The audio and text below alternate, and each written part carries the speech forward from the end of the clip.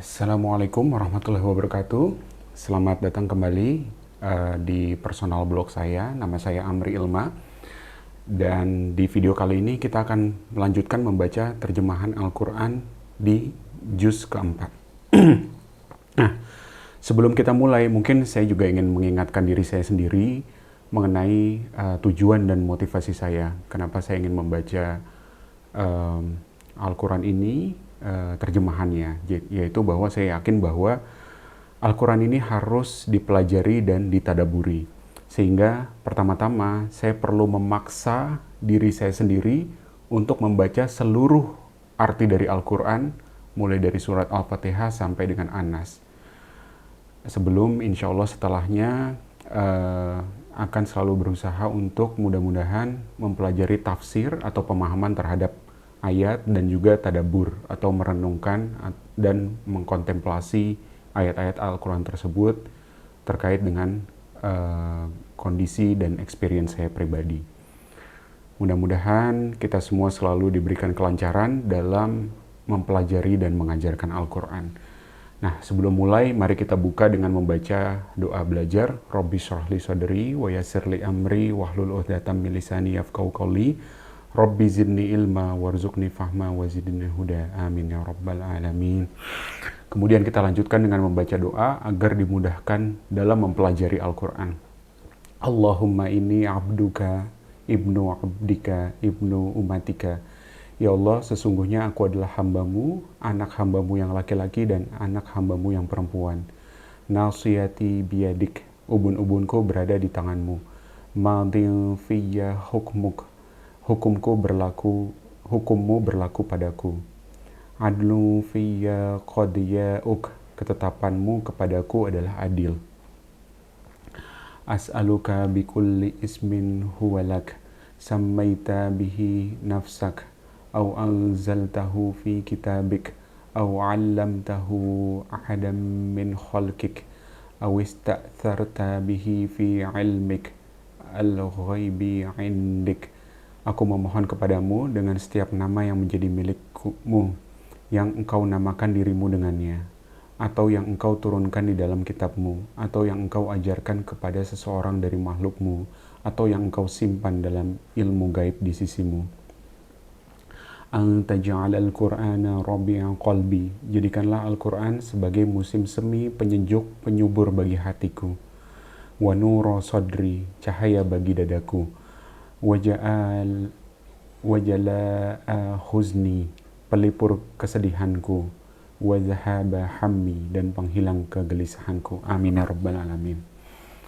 Baik, sebelum kita mulai membaca juz 4 ini, mungkin saya ingin sedikit recap apa yang telah saya baca dan pelajari di juz 3 sebelumnya, yaitu bahwa juz 3 itu merupakan transisi ya dari Al-Quran berbicara dengan kaum Bani Israel, orang-orang Yahudi, dan kemudian di surat Ali Imran berbicara kepada orang-orang Nasrani, di mana di dalamnya ada 5 segmen besar.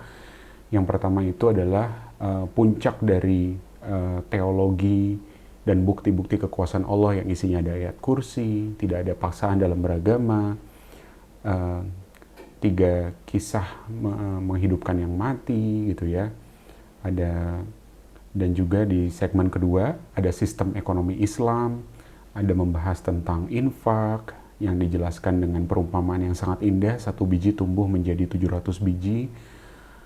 Kemudian membahas juga tentang sistem riba, dan juga di situ ada ayat terpanjang tentang hutang piutang dan kontrak perjanjian.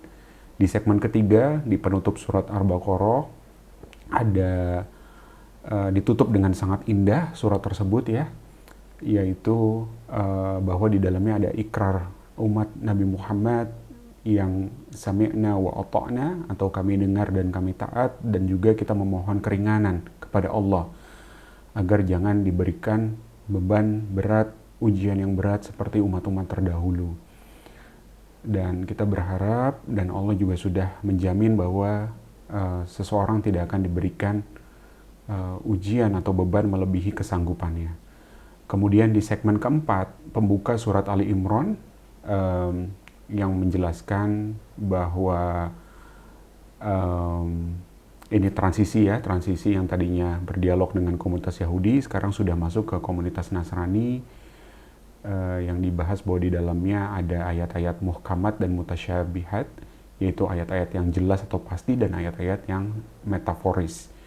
Dan orang yang hatinya sibuk akan mencari-cari makna yang samar untuk membenarkan pemikirannya. Kemudian dibahas juga tentang kecintaan kepada dunia, wanita, anak emas, perak, kuda pilihan, dan segmen kelima terakhir kisah dari keluarga pilihan. Dimulai dari Imron yang bernazar, kemudian lahirnya Maryam, dirawat oleh Zakaria, lahirnya Yahya, hingga mukjizat akhirnya Nabi Isa bisa terlahir tanpa ayah.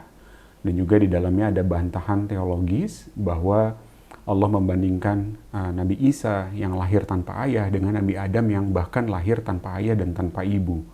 Di mana keduanya, yaitu Nabi Adam dan Nabi Isa, merupakan hamba Allah, merupakan Nabi Allah, dan bukan merupakan Tuhan.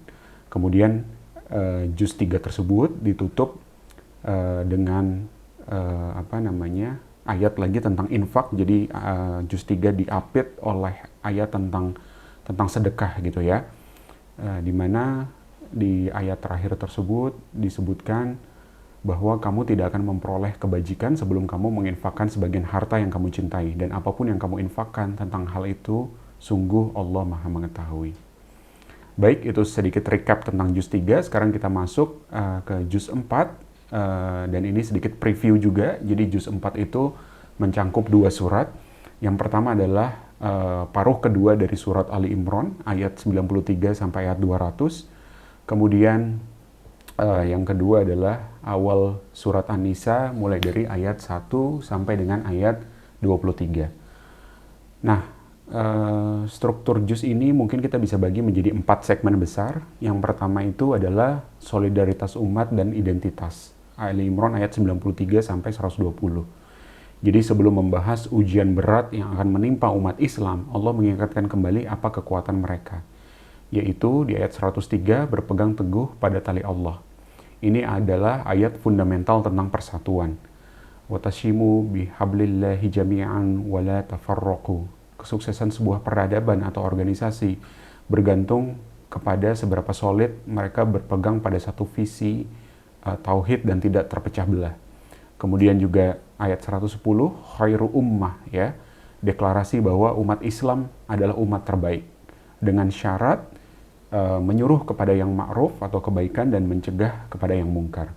Itu segmen pertama. Segmen kedua, evaluasi komprehensif tentang perang Uhud ayat 121 sampai 189. Ini merupakan porsi terbesar di dalam juz 4, di mana itu berbeda dibandingkan dengan perang Badar yang dimenangkan oleh umat Islam dengan gemilang. Perang Uhud ini adalah kegagalan manajerial dan juga indisipliner pasukan pemanah yang berujung pada kekalahan fisik umat Islam. Bahkan hampir merenggut nyawa Rasulullah SAW. Akar kekalahannya ada di ayat 152, bahwa Allah secara transparan membedah mengapa umat Islam kalah. Bukan karena kurang kuat, tapi karena cinta dunia, berebut harta rampasan perang atau ghanimah, dan tidak taat pada instruksi pemimpin, yaitu Nabi Muhammad Rasulullah SAW. Kemudian ada manajemen psikologis pasca krisis. Di tengah mental sahabat yang hancur, Allah menghibur mereka, janganlah kamu bersikap lemah dan janganlah pula kamu bersedih hati, padahal kamulah orang-orang yang paling tinggi derajatnya. Ada di ayat 139. Kemudian ada prinsip kepemimpinan di ayat 159. Ini di saat di bawahan tersebut melakukan kesalahan fatal, yaitu meninggalkan pos di Uhud, Allah justru memerintahkan Rasulullah untuk bersikap lemah lembut, memaafkan mereka dan tetap mengajak mereka musyawarah. Merupakan sebuah standar kepemimpinan level tinggi. Kemudian kita masuk ke segmen ketiga, Ali Imran ayat 190-200, yang merupakan puncak kontemplasi intelektual atau puncak perenungan intelektual, ya. Jadi setelah hiruk pikuk evaluasi perang Badar, surat Ali Imran ditutup dengan sangat epik, mengajak manusia melihat jauh ke atas langit. kita diajak untuk bertafakur terhadap alam semesta. Ayat ini berbicara tentang penciptaan langit dan bumi serta pergantian siang dan malam. Sosok ulul albab, yaitu orang yang berakal mendalam, digambarkan sebagai mereka yang menggabungkan zikir atau mengingat Allah dan fikir, memikirkan, mempelajari fisika dan alam semesta. Mereka menyadari bahwa tidak ada satupun desain di kosmos ini yang diciptakan sia-sia. Dan kemudian ditutup dengan doa, permintaan agar diselamatkan dari neraka dan diwafatkan bersama orang-orang yang berbakti. Terakhir di segmen keempat, transisi ke hukum sosial dan keluarga, An-Nisa ayat 1-23. Kita masuk ke surat An-Nisa yang artinya adalah wanita. Temanya berputar 180 derajat dari medan perang ke urusan domestik. Isinya mulai dari melindungi yang lemah, menjaga harta anak yatim. Pasca perang Uhud, banyak laki-laki gugur meninggalkan janda dan anak yatim. Di sini konteks turunnya aturan keadilan bagi mereka. Kemudian juga ada hukum waris, yang ayat-ayat yang sangat presisi mengatur persentase pembagian harta untuk laki-laki, perempuan, orang tua, anak. Pembagian waris ini disebut dengan hududullah atau batas-batas hukum Allah. Dan yang terakhir ada hukum pernikahan dan mahram.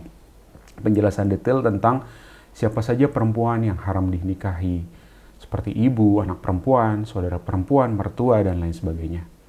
Baik, itu sedikit preview tentang juz keempat. Sekarang kita lanjutkan dengan Ali Imran ayat 93. Auzubillahi minasyaitonirrajim. Bismillahirrahmanirrahim.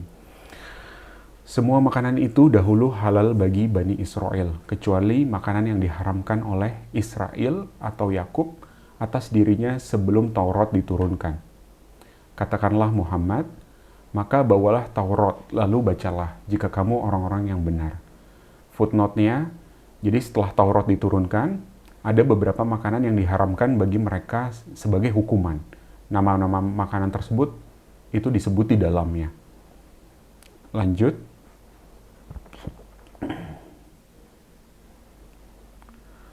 Maka barang siapa mengada-ngadakan kebohongan terhadap Allah setelah itu, maka mereka itulah orang-orang yang zalim. Footnote-nya, dusta terhadap Allah ialah dengan mengatakan bahwa sebelum Taurat diturunkan, Allah telah mengharamkan beberapa makanan kepada Bani Israel. Ayat 95, katakanlah Muhammad, benarlah segala yang difirmankan Allah, maka ikutilah agama Ibrahim yang lurus dan dia tidaklah termasuk orang musyrik. Sesungguhnya rumah ibadah pertama yang dibangun untuk manusia ialah Baitullah yang di Bakkah atau Makkah, yang diberkahi dan menjadi petunjuk bagi seluruh alam. Footnote-nya, ahli kitab mengatakan bahwa rumah ibadah yang pertama dibangun berada di Baitul Maqdis. Oleh karena itu, Allah membantahnya di ayat ini, bahwa rumah ibadah pertama yang dibangun itu adalah Baitullah yang ada di Makkah. Ayat 97, di sana terdapat tanda-tanda yang jelas, di antaranya Maqam Ibrahim. Barang siapa memasukinya, Baitullah, maka dia aman. Dan di antara kewajiban manusia terhadap Allah adalah melaksanakan ibadah haji ke Baitullah, yaitu bagi orang-orang yang mampu mengadakan perjalanan ke sana. Barang siapa mengingkari kewajiban haji, maka ketahuilah bahwa Allah Maha Kaya, tidak memerlukan sesuatu dari seluruh alam. Footnote, kita diminta kembali melihat surat Al-Baqarah ayat 125. Orang yang sanggup mendapatkan orang yang mampu melaksanakan ibadah haji itu adalah orang yang sanggup mendapatkan perbekalan, alat-alat pengangkutan, sehat jasmani, dan perjalanannya pun aman, serta keluarga yang ditinggalkan terjamin kehidupannya. Ayat 98, katakanlah Muhammad, wahai ahli kitab, mengapa kamu mengingkari ayat-ayat Allah, padahal Allah Maha menyaksikan apa yang kamu kerjakan? Katakanlah Muhammad, wahai ahli kitab, mengapa kamu menghalang-halangi orang-orang yang beriman dari jalan Allah? Kamu menghendakinya jalan Allah bengkok, padahal kamu menyaksikan. Dan Allah tidak lengah terhadap apa yang kamu kerjakan. Wahai orang-orang yang beriman, jika kamu mengikuti sebagian dari orang yang diberi kitab, niscaya mereka akan mengembalikan kamu menjadi orang kafir setelah beriman. Dan bagaimana kamu sampai menjadi kafir, padahal ayat-ayat Allah dibacakan kepada kamu, dan Rasul-Nya Muhammad pun berada di tengah-tengah kamu. Barang siapa berpegang teguh kepada agama Allah, maka sungguh dia diberi petunjuk ke jalan yang lurus. Wahai orang-orang yang beriman, bertakwalah kepada Allah sebenar-benar takwa kepadanya, dan janganlah kamu mati kecuali dalam keadaan muslim.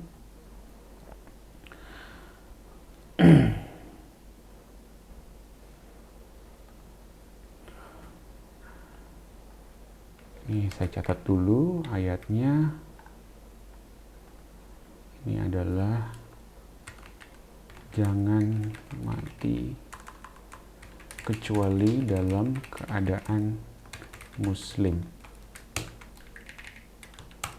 Ini adalah ayat 102.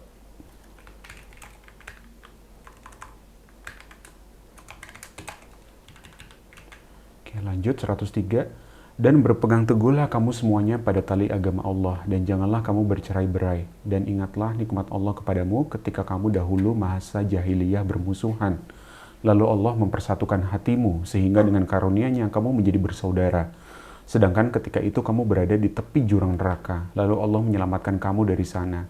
Demikianlah Allah menerangkan ayat-ayatnya kepadamu, agar kamu mendapat petunjuk. Ayat 103, perintah untuk berpegang teguh kepada tali agama Allah dan jangan bercerai-berai. Ini kalau saya lihat di sini, ini merupakan ayat yang bukan hanya menyuruh kita untuk berpegang teguh kepada tali agama Allah dan jangan bercerai-berai, tapi ini merupakan nikmat terbesar ya, yaitu nikmat iman dan Islam gitu. Jadi bahkan di sini dibilang kamu berada di tepi jurang neraka, lalu Allah menyelamatkan kamu dari sana. Artinya nikmat apa lagi yang lebih besar daripada ini? Sebelumnya kita misalkan tersesat, penduduk Mekah pada masa jahiliyah tersesat ya, sudah berada di tepi jurang neraka, lalu Allah mendatangkan Nabi Muhammad SAW, mendatangkan Islam, mendatangkan petunjuk dan hidayahnya. Kemudian orang-orang akhirnya memeluk agama Islam dan beriman, dan menyelamatkan dari tepi jurang neraka tersebut. Jadi, apabila kita pikirkan baik-baik, mungkin ini adalah benar-benar nikmat terbesar dari Allah, yaitu nikmat iman dan nikmat Islam. Ayat 104, dan hendaklah di antara kamu ada segolongan orang yang menyeru kepada kebajikan, menyuruh berbuat yang ma'ruf dan mencegah dari yang mungkar. Dan mereka itulah orang-orang yang beruntung. Footnote, makruf ialah segala perbuatan yang mendekatkan diri kepada Allah, sedangkan mungkar ialah segala perbuatan yang menjauhkan diri dari Allah. Ini saya catat dulu ayatnya. Untuk catatan dan pengingat saya pribadi. Ini ayat 104 ya. Menyuruh yang makruf dan mencegah yang mungkar. Lanjut, ayat 105. Dan janganlah kamu menjadi seperti orang-orang yang bercerai-berai dan berselisih setelah sampai kepada mereka keterangan yang jelas. Dan mereka itulah orang-orang yang mendapat azab yang berat. Pada hari itu ada wajah yang putih berseri dan ada pula wajah yang hitam muram. Adapun orang-orang yang berwajah hitam muram, kepada mereka dikatakan, mengapa kamu kafir setelah beriman? Karena itu rasakanlah azab akibat kekafiranmu itu. Dan adapun orang-orang yang berwajah putih berseri, mereka berada dalam rahmat Allah, surga. Mereka kekal di dalamnya.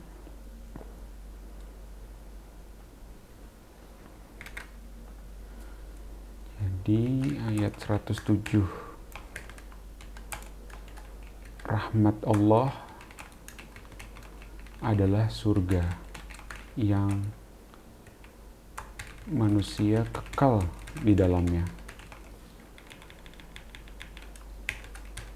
Rahmatullah adalah surga yang manusia kekal di dalamnya.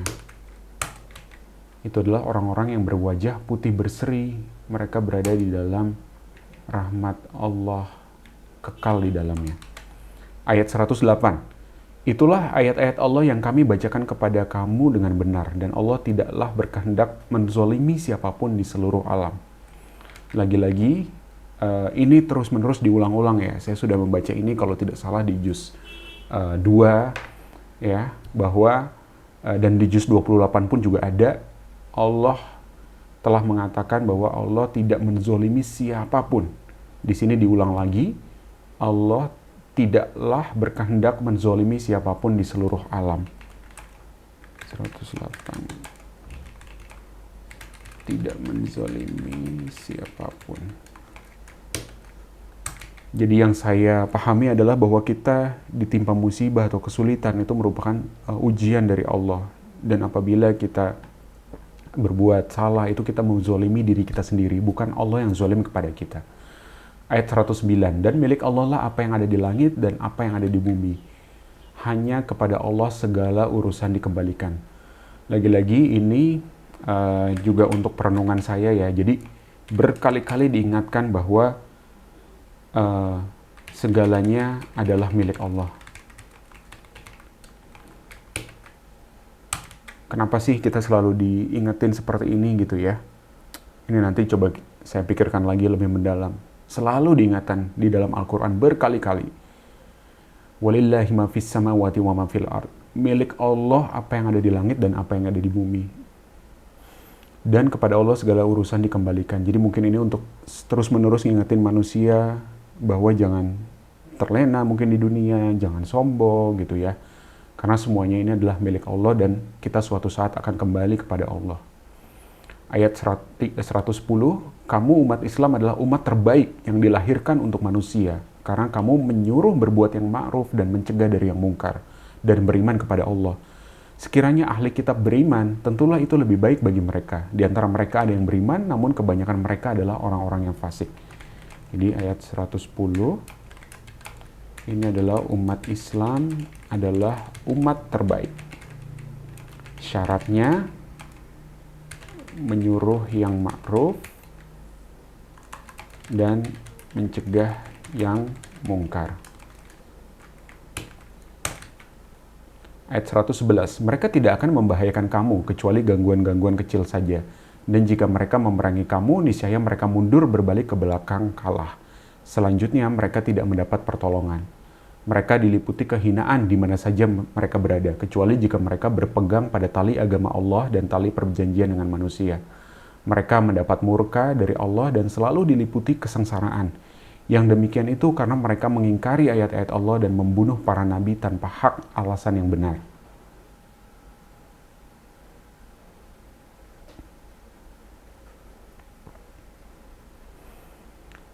Yang demikian itu karena mereka durhaka dan melampaui batas. Mereka itu tidak seluruhnya sama.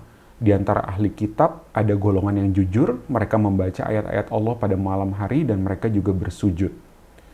Jadi footnote-nya, golongan ahli kitab yang telah memeluk agama Islam itu adalah golongan ahli kitab yang jujur.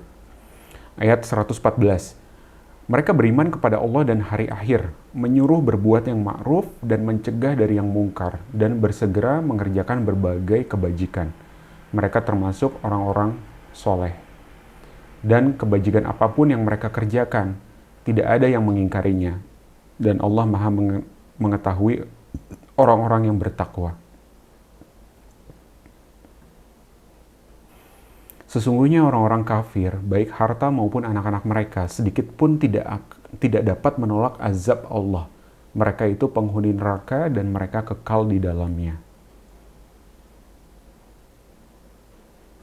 Jadi mungkin ini pengingat juga ya, bahwa di akhirat nanti tidak akan ada yang bisa menolong kita kecuali syafaat dari Allah.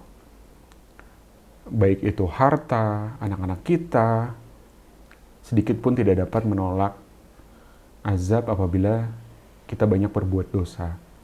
Ayat 117, perumpamaan harta yang mereka infakkan di dalam kehidupan di dunia ini ibarat angin yang mengandung hawa yang sangat dingin, yang menimpa tanaman milik suatu kaum yang menzolimi diri sendiri.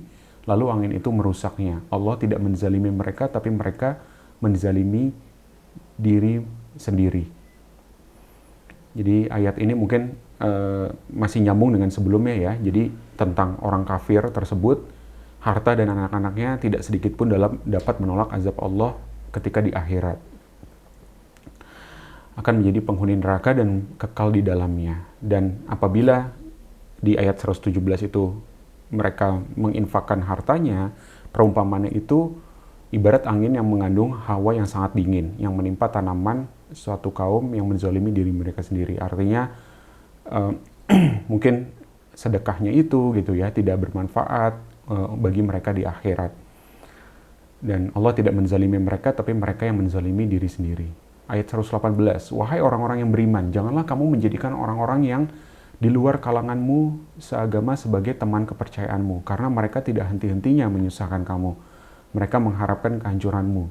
Sungguh telah nyata kebencian dari mulut mereka, dan apa yang tersembunyi di hati mereka lebih jahat. Sungguh telah kami terangkan kepadamu ayat-ayat kami, jika kamu mengerti. Beginilah kamu menyukai mereka, padahal mereka tidak menyukaimu, dan kamu beriman kepada semua kitab. Apabila mereka berjumpa denganmu, mereka berkata, kami beriman, dan apabila mereka menyendiri, mereka menggigit ujung jari karena marah dan benci kepadamu. Katakanlah, matilah kamu karena kemarahanmu itu. Sungguh Allah Maha mengetahui segala isi hati. Jika kamu memperoleh kebaikan, niscaya mereka bersedih hati. Tetapi jika kamu tertimpa bencana, mereka bergembira karenanya.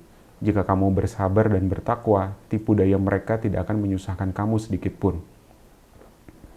Sungguh Allah Maha meliputi segala apa yang mereka kerjakan. Ayat sampai 120, 116 sampai 120.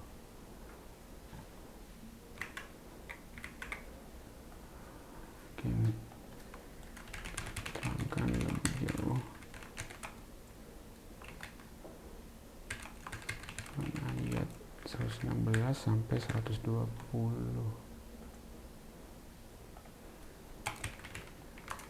Yang di dalamnya bahas dan sikap mereka terhadap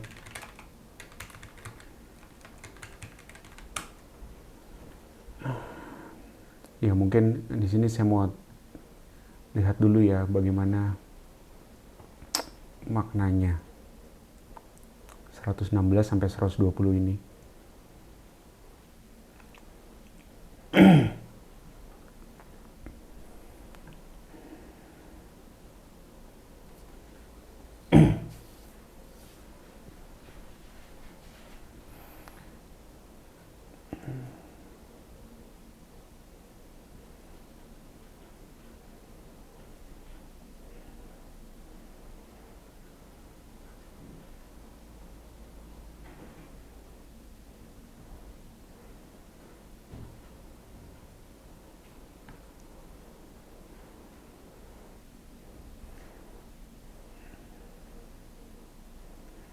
Jadi ayat 116 sampai 120 ini saya coba cari tahu dulu.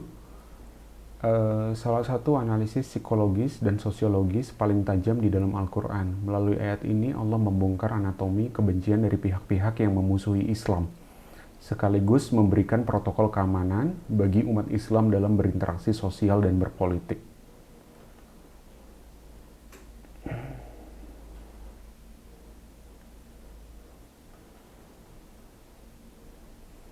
Angin yang sangat dingin yang menghantam ladang pertanian itu metafor yang digunakan.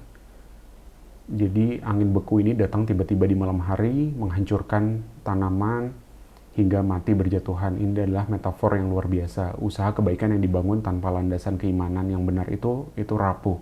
Seperti ladang subur yang hancur dalam semalam hanya karena hembusan angin beku. Kesombongan materialis akan selalu hancur oleh ketetapan Allah atau sunatullah.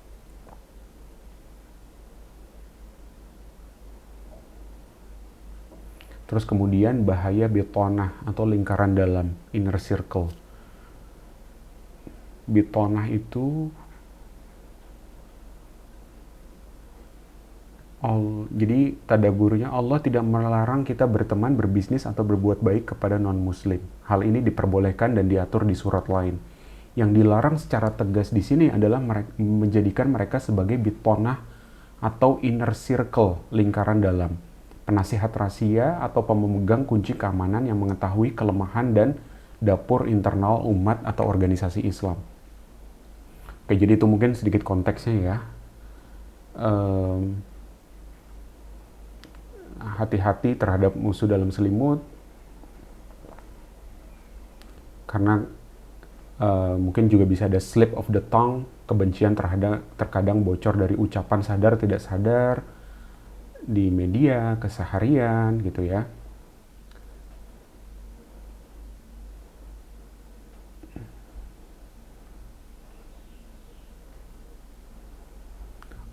Kemudian di ayat 119-nya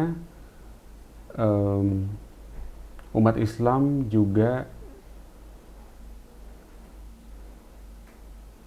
diajarkan untuk berhati bersih, berprasangka baik, dan mencintai perdamaian dengan siapa saja. Namun ayat ini menegur kenaifan sebagian kaum muslimin yang terlalu percaya dan memberikan loyalitas penuh kepada pihak luar. Dan terakhir ayat 120-nya itu ini adalah litmus test, alat ukur untuk membedakan mana teman sejati dan mana musuh yang berpura-pura. Jadi tadi diterangkan ya gitu. Jadi jika kamu memperoleh kebaikan, mereka bersedih hati. Jika kamu tertimpa bencana, mereka bergembira karenanya. Jika kamu bersabar dan bertakwa, tipu daya mereka tidak akan menyusahkan kamu sedikit pun. Jadi mungkin kesimpulan blok dari 116 sampai 120 itu biar saya lebih mengerti lagi ini ya. Fondasi tentang bagaimana seorang muslim membangun kecerdasan sosial dan politik. Kita diperintahkan untuk tetap berbuat adil dan berinteraksi secara profesional dengan siapa saja di luar. Namun kita diwajibkan memiliki pagar keamanan yang ketat dan tidak naif dalam menjaga rahasia serta kekuatan internal komunitas kita. Oke, lanjut ayat 121. Dan ingatlah ketika engkau, Muhammad, berangkat pada pagi hari meninggalkan keluargamu untuk mengatur orang-orang beriman pada pos-pos pertempuran. Nah, ini sudah masuk ke ayat tentang perang Uhud ya. Lanjut, Allah Maha Mendengar, Maha Mengetahui. Footnote, peristiwa ini terjadi pada perang Uhud yang menurut ahli sejarah terjadi pada tahun ketiga Hijriah. Ayat 122, ketika dua golongan dari pihak kamu ingin mundur karena takut, padahal Allah adalah penolong mereka. Karena itu hendaklah kepada Allah saja orang-orang mukmin bertawakal.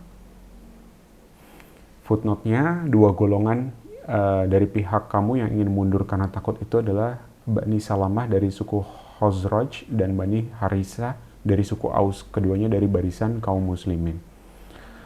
Ayat 123, dan sungguh Allah telah menolong kamu dalam perang Badar, padahal kamu dalam keadaan lemah. Karena itu bertakwalah kepada Allah agar kamu mensyukurinya. Footnote, keadaan kaum muslimin lemah karena mereka sedikit dan perlengkapan mereka kurang. Namun di perang Badar, kaum muslimin berhasil mendapatkan kemenangan. Ayat 124, ingatlah ketika engkau Muhammad mengatakan kepada orang-orang beriman, apakah tidak cukup bagimu bagi Allah membantu kamu dengan 3.000 malaikat yang diturunkan dari langit? Wow. Dibantu ketika perang, ada 3.000 malaikat yang diturunkan dari langit. 125, ya cukup. Jika kamu bersabar dan bertakwa ketika mereka datang menyerang kamu dengan tiba-tiba, niscaya Allah menolongmu dengan 5.000 malaikat yang memakai tanda. Dan Allah tidak menjadikannya pemberian bala bantuan itu melainkan sebagai kabar gembira bagi kemenanganmu, dan agar hatimu tenang karenanya. Dan tidak ada kemenangan itu selain dari Allah yang Maha Perkasa, Maha Bijaksana. Allah menolong kamu dalam perang Badar dan memberi bantuan adalah untuk membinasakan segolongan orang kafir atau untuk menjadikan mereka hina sehingga mereka kembali tanpa memperoleh apapun. Footnote, membinasakan segolongan orang kafir yakni dengan terbunuhnya 70 pemimpin mereka dan tertawannya 70 orang lainnya. 128, itu bukan menjadi urusanmu Muhammad apakah Allah menerima tobat mereka atau mengazabnya, karena sesungguhnya mereka orang-orang zalim. Footnote, menurut riwayat Bukhari mengenai turunnya ayat ini, karena Nabi Muhammad SAW berdoa kepada Allah agar menyelamatkan sebagian pemuda musyrikin dan membinasakan sebagian lainnya. Tapi di sini Allah berkata bahwa itu bukan urusan kamu Muhammad, apakah Allah menerima tobat mereka atau mengazabnya. Karena sesungguhnya mereka orang-orang yang zolim. Jadi hanya Allah yang mengetahui segala isi hati manusia. 129, dan milik Allah lah apa yang ada di langit dan apa yang ada di bumi. Dia mengampuni siapa yang dia kehendaki dan mengazab siapa yang dia kehendaki. Dan Allah maha pengampun, maha penyayang. Lagi-lagi muncul ya, lillahi ma fis samawati wa ma fil ard.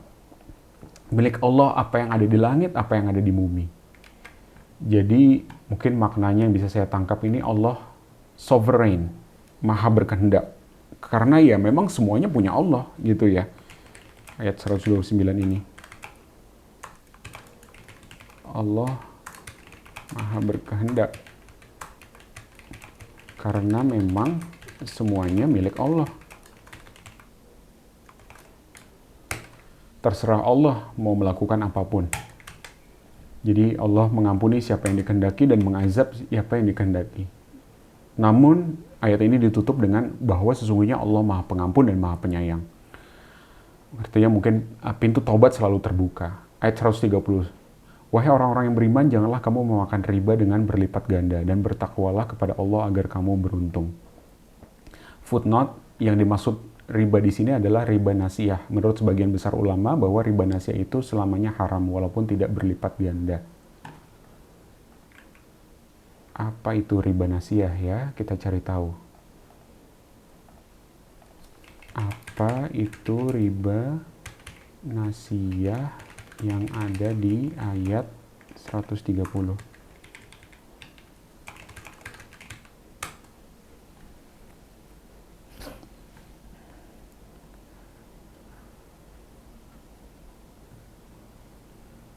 Jadi definisi secara bahasa, nasiyah berasal dari kata nasa'a yang bermaksud menangguhkan, menunda, atau memanjangkan tempo. Istilahnya riba yang muncul akibat adanya penangguhan waktu dalam pembayaran hutang atau pertukaran barangan ribawi. Bentuk riba nasiyah pada zaman jahiliyah, ketika ayat ini turun, riba nasiyah diamalkan dalam bentuk yang sangat kejam, disebut sebagai riba al-jahiliyah. Mekanismenya adalah seseorang memberi pinjaman kepada orang lain dengan tempo waktu tertentu. Apabila tarik matang dan peminjam tidak mampu bayar, pemberi pinjam akan berkata, adin am al riba, apakah kamu mau bayar hutang sekarang atau mau tambah riba?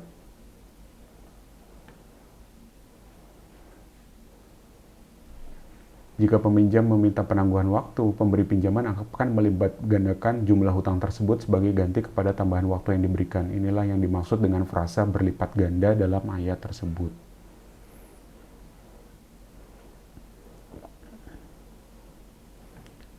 Nah, di sini juga disebutkan bedanya riba nasiyah dengan riba fadl. Riba nasiyah itu berkaitan dengan waktu, tambahan karena menangguhkan bayaran. Contoh, hutang 100.000 bayar bulan depan jadi 110.000. Riba fadl itu berkaitan dengan timbangan dalam pertukaran barang yang sejenis secara tunai. Contoh, menukar 1 kg emas berkualitas rendah dengan 0,8 kg emas berkualitas tinggi. Kenapa Gemini jadi nerangin pakai bahasa Malaysia ya? Perlu diedit. Oke, kita lanjutkan dulu ya ayat ya tadi ya, tapi maknanya sama. Jadi riba nasiyah itu penambahan karena faktor waktu atau penundaan seperti bunga bank konvensional pada umumnya atau denda keterlambatan yang berbunga, sedangkan riba fadl itu karena faktor timbangan atau takaran dalam pertukaran barang yang sejenis. Oke, kita lanjutkan ya ke ayat 131. Dan peliharalah dirimu dari api neraka yang telah disiapkan untuk orang-orang kafir. Dan taatlah kepada Allah dan Rasul Muhammad agar kamu diberi rahmat. Oke, saya pahami dari sini. Dan peliharalah dirimu dari api neraka yang telah disiapkan oleh orang-orang kafir. Jadi neraka itu disiapkan untuk orang kafir, tapi bisa jadi kita juga bisa masuk neraka. Maka peliharalah dirimu, karena sesungguhnya neraka itu bukan buat kamu, tapi buat orang kafir. Tapi kamu juga bisa masuk ke situ gitu. Oke, paham. dari sebenarnya disiapkan untuk orang kafir, bukan untuk orang mukmin. Bukan untuk orang mukmin, tapi sebenarnya orang Islam pun bisa masuk neraka gitu ya. Maka kita harus tetap memelihara diri dari api neraka. Ayat 133, dan bersegeralah kamu mencari ampunan dari Tuhanmu dan mendapatkan surga yang luasnya seluas langit dan bumi yang disediakan bagi orang-orang yang bertakwa. Yaitu, jadi surga itu untuk orang yang bertakwa. Siapa orang yang bertakwa? Ayat 134, yaitu orang yang berinfak baik di waktu lapang maupun sempit, dan orang-orang yang menahan amarahnya dan memaafkan kesalahan orang lain. Dan Allah mencintai orang-orang yang berbuat kebajikan. Dan juga orang-orang yang apabila mengerjakan perbuatan keji atau menzolimi diri sendiri, segera mengingat Allah lalu memohon ampun atas dosa-dosanya. Dan siapa lagi yang dapat mengampuni dosa-dosa selain Allah? Dan mereka tidak meneruskan perbuatan dosa itu, sedang mereka mengetahui.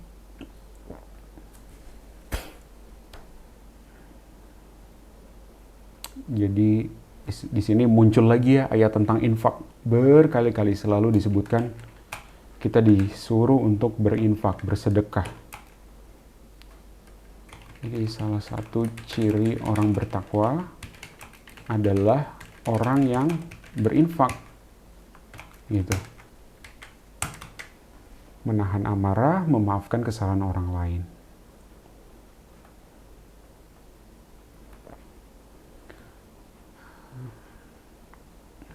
Kemudian orang bertakwa juga yang kalau kita berbuat keji atau zolim terhadap diri sendiri, segera mengingat Allah, mohon ampun, dan tidak meneruskan perbuatan dosanya. 136. Balasan bagi mereka ialah ampunan dari Tuhan mereka dan surga-surga yang mengalir di bawahnya sungai-sungai. Mereka kekal di dalamnya, dan itulah sebaik-baik pahala bagi orang-orang yang beramal. Sungguh telah berlalu sebelum kamu sunnah-sunnah Allah. Karena itu berjalanlah kamu ke segenap penjuru bumi dan perhatikanlah bagaimana kesudahan orang yang mendustakan rasul-rasul. Footnote, sunnah-sunnah Allah yang dimaksud di sini adalah hukuman-hukuman Allah berupa malapetaka, bencana yang ditimpakan kepada orang-orang yang mendustakan rasul. Seperti kaum Ad, kaum Samud, kaum Nabi Lut, dan Fir'aun dan bala tentaranya. Ya. 138. Inilah Al-Quran, suatu keterangan yang jelas untuk semua manusia dan menjadi petunjuk serta pelajaran bagi orang-orang yang bertakwa. Oke, saya catat dulu ini ayat penting ini. Ayat 138. Al-Quran adalah petunjuk dan pelajaran bagi orang-orang yang bertakwa. Jadi saya melihat ayat ini lagi-lagi sebagai pentingnya mempelajari Al-Quran.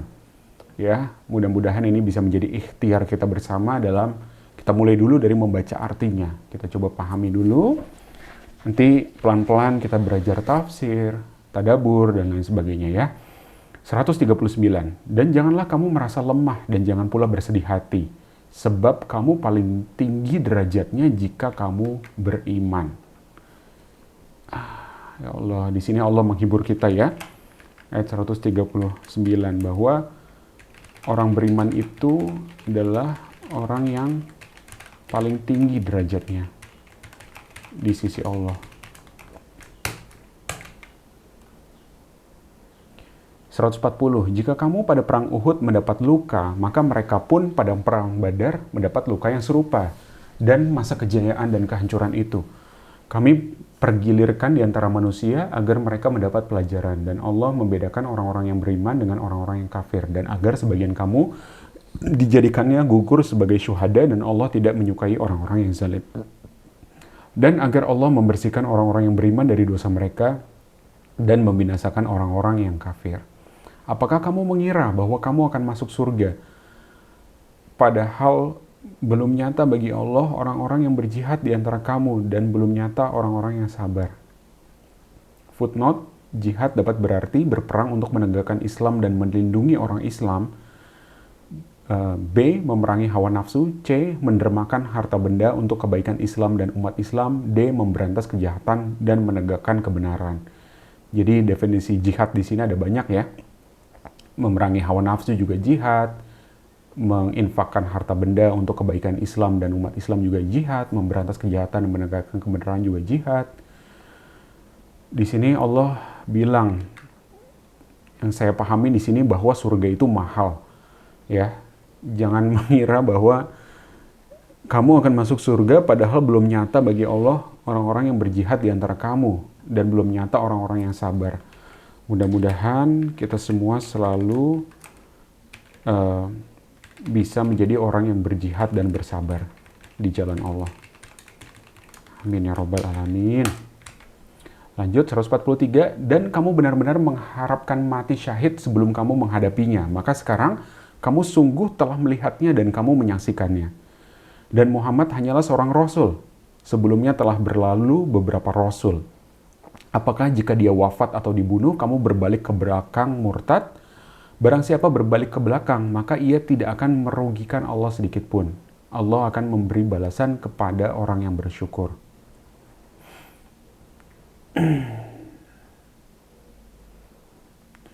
Ini footnote-nya cukup panjang ya. Jadi ayat ini Nabi Muhammad SAW ialah seorang manusia yang diangkat Allah menjadi rasul. Rasul-rasul sebelumnya telah wafat karena terbunuh, ada pula yang wafat karena sakit biasa. Karena itu Nabi Muhammad SAW juga akan wafat seperti halnya rasul-rasul yang terdahulu.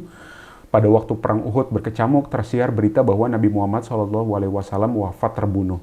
Berita ini mengacaukan kaum muslimin, sehingga ada yang bermaksud meminta perlindungan kepada Abu Sufyan, yaitu pemimpin kaum Quraisy. Sementara itu, orang munafik mengatakan bahwa kalau Muhammad itu seorang nabi, tentulah dia tidak akan wafat terbunuh. Maka Allah menurunkan ayat ini untuk menenteramkan hati kaum muslimin dan membantah kata-kata orang munafik itu. Ini dari Sahih Bukhari bab jihad. Abu Bakar radhiyallahu anhu mengemukakan ayat ini, di mana terjadi pula kegelisahan di kalangan para sahabat pada hari wafatnya Nabi Muhammad SAW untuk menenteramkan Umar bin Khattab radhiyallahu anhu dan sahabat-sahabat yang tidak percaya tentang kewafatan Nabi Muhammad SAW. Jadi di sini juga mungkin refleksi saya seperti yang sebelumnya ya, bahwa Nabi Adam, Nabi Isa itu merupakan nabi, merupakan manusia gitu ya. Jadi suatu saat mereka semua juga pasti akan wafat, dan begitupun dengan Nabi Muhammad SAW. Di sini disebutkan bahwa Nabi Muhammad hanyalah seorang rasul atau menyampaikan pesan gitu ya. Sebelumnya juga telah ada beberapa rasul dan juga telah wafat gitu. Jadi kalau dia Rasulullah wafat atau dibunuh, apakah kamu mau berbalik lagi ke belakang, putar balik jadi murtad lagi? Barang siapa yang berbalik ke belakang, maka ia tidak akan merugikan Allah sedikit pun. Allah akan memberi balasan kepada orang yang bersyukur. Dan ternyata memang Rasulullah belum wafat ya setelah perang Uhud tersebut. 145. Setiap yang bernyawa tidak akan mati kecuali dengan izin Allah, sebagai ketetapan yang telah ditentukan waktunya. Barang siapa menghendaki pahala dunia, niscaya kami berikan kepadanya pahala dunia itu. Dan barang siapa menghendaki pahala akhirat, kami berikan pula kepadanya pahala akhirat itu. Dan kami akan memberi balasan kepada orang-orang yang bersyukur. Saya catat dulu di sini ayat 145 bahwa kematian itu atas izin Allah yang sudah ditetapkan waktunya. Kita nggak tahu ya kapan kita akan mati. 146. Betapa banyak nabi yang berperang didampingi sejumlah besar dari pengikutnya yang bertakwa. Mereka tidak menjadi lemah karena bencana yang menimpanya di jalan Allah. Tidak patah semangat dan tidak pula menyerah kepada musuh. Dan Allah mencintai orang-orang yang sabar. Dan tidak lain ucapan mereka hanyalah doa. Ya Tuhan kami, ampunilah dosa-dosa kami dan tindakan-tindakan kami yang berlebihan dalam urusan kami. Dan tetapkanlah pendirian kami dan tolonglah kami terhadap orang-orang kafir.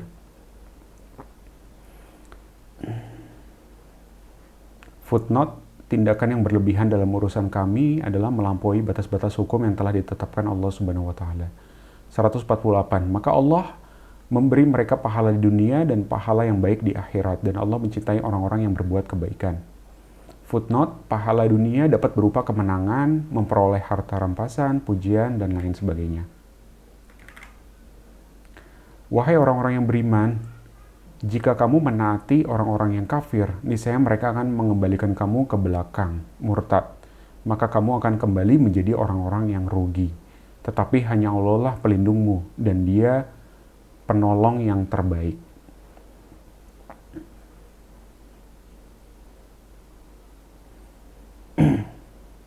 Allah adalah pelindung dan penolong yang terbaik. Akan kami masukkan rasa takut ke dalam hati orang-orang kafir karena mereka mempersekutukan Allah dengan sesuatu yang Allah tidak menurunkan keterangan tentang itu, dan tempat kembali mereka ialah neraka, dan itulah seburuk-buruk tempat tinggal bagi orang-orang zalim. Dan sungguh Allah telah memenuhi janjinya kepadamu jika kamu membunuh mereka dengan izinnya, sampai pada saat kamu lemah dan berselisih dalam urusan itu dan mengabaikan perintah Rasul setelah Allah memperlihatkan kepadamu apa yang kamu sukai. Di antara kamu ada orang yang menghendaki dunia, dan di antara kamu ada pula orang yang menghendaki akhirat. Kemudian Allah memalingkan kamu dari mereka untuk mengujimu. Tetapi Dia benar-benar telah memaafkan kamu, dan Allah mempunyai karunia yang diberikan kepada orang-orang mukmin. Jadi ini kalau dari preview saya sebelumnya ya, ayat 152 ini adalah Allah membedah secara transparan mengapa umat Islam kalah.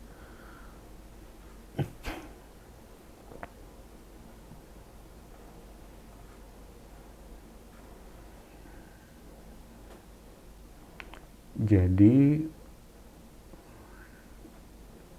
ketika Allah telah memenuhi janjinya kepadamu ketika kamu membunuh mereka dengan izinnya, yaitu ketika perang Badar, mengalahkan musuh, sampai pada saat kamu lemah dan berselisih dalam urusan itu, yakni urusan pelaksanaan perintah Nabi Muhammad SAW agar regu pemanah tetap bertahan pada tempat yang telah ditunjukkan dalam keadaan bagaimanapun.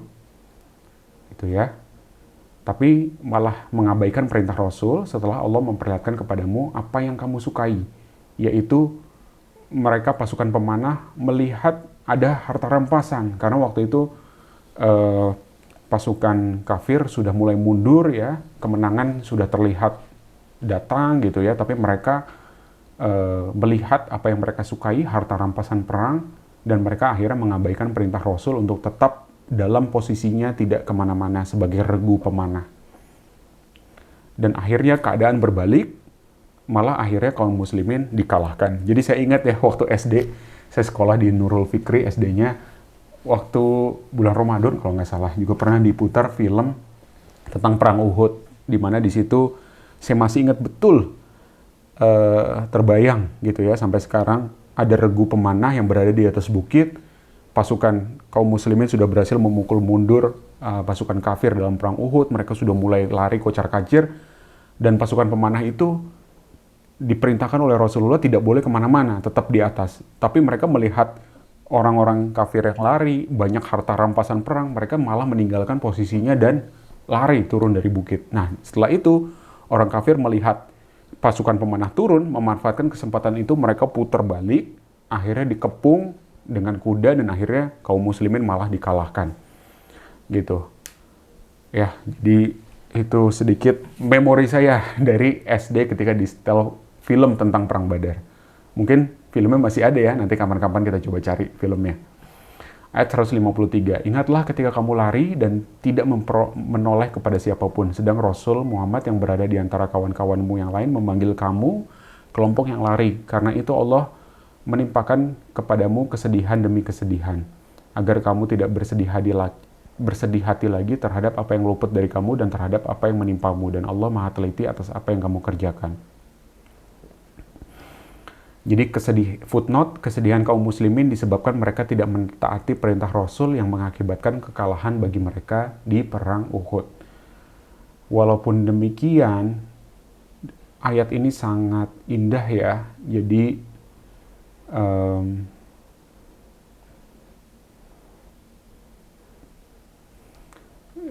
ada kesedihan, namun di sini Allah juga berharap agar kita tidak bersedih hati lagi terhadap apa yang luput dari kamu dan terhadap apa yang menimpamu. 154. Kemudian setelah kamu ditimpa kesedihan, Dia menurunkan rasa aman kepadamu berupa kantuk yang meliputi segolongan dari kamu. Sedangkan segolongan lagi telah dicemaskan oleh diri mereka sendiri. Mereka menyangka yang tidak benar terhadap Allah seperti sangkaan jahiliyah. Mereka berkata, adakah sesuatu yang dapat kita perbuat dalam urusan ini? Katakanlah Muhammad, sesungguhnya segala urusan itu di tangan Allah. Mereka menyembunyikan dalam hatinya apa yang tidak mereka terangkan kepadamu. Mereka berkata, sekiranya ada sesuatu yang dapat kita perbuat dalam urusan ini, niscaya kita tidak akan dibunuh, dikalahkan di sini. Katakanlah Muhammad, meskipun kamu ada di rumahmu, niscaya orang-orang yang telah ditetapkan akan mati terbunuh itu keluar juga ke tempat mereka terbunuh. Allah berbuat demikian untuk menguji apa yang ada dalam dadamu dan untuk membersihkan apa yang ada dalam hatimu. Dan Allah Maha mengetahui isi hati. Ini apa ya makna ayat ini ya? Makna ayat 154. Saya tidak begitu menangkap tadi. Ayat ini adalah analisis psikologis pasca perang yang diturunkan Allah untuk membedah kondisi mental para sahabat setelah kekalahan di perang Uhud. Allah membagi manusia dalam peristiwa tersebut menjadi dua kelompok berdasarkan isi hati mereka saat menghadapi krisis. Kelompok pertama itu orang yang beriman, diberi ketenangan, ya. Setelah duka mendalam karena kekalahan, isu wafatnya Rasulullah, Allah memberikan mukjizat berupa rasa kantuk di tengah medan perang.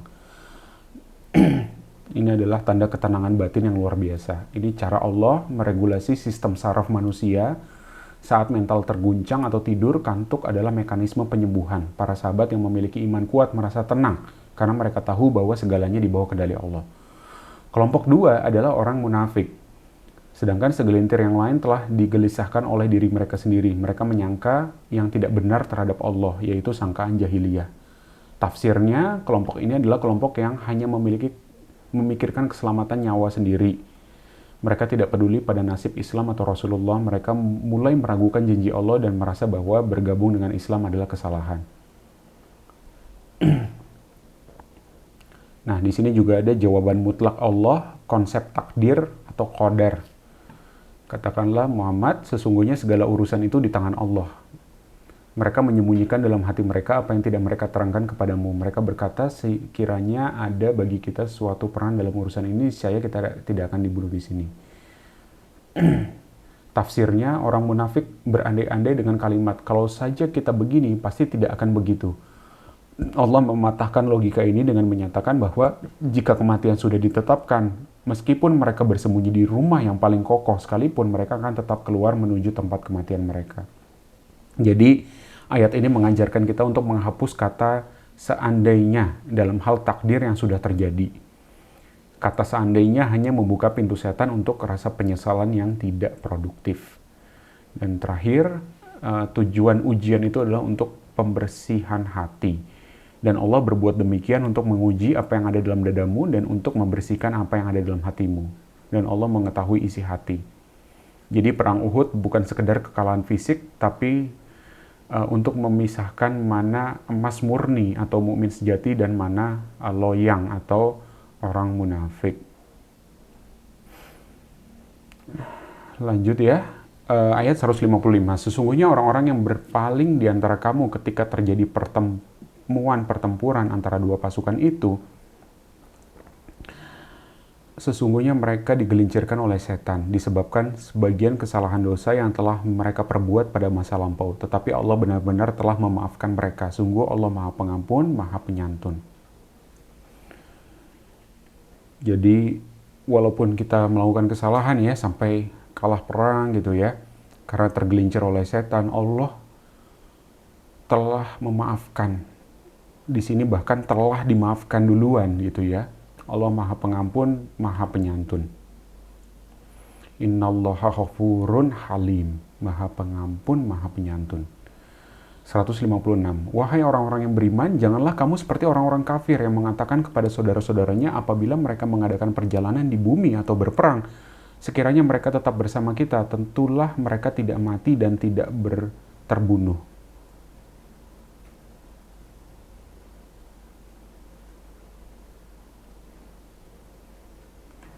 dengan perkataan yang demikian itu karena Allah hendak menimbulkan rasa penyesalan di hati mereka. Allah menghidupkan dan mematikan dan Allah melihat apa yang kamu kerjakan.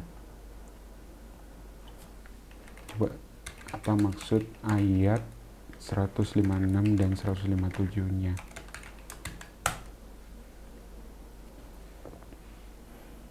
Jadi ini kelanjutan tentang takdir gitu ya. Balik lagi, Allah melarang orang beriman menjadi seperti orang kafir atau munafik yang berkata tentang saudara-saudaranya yang gugur saat berperang.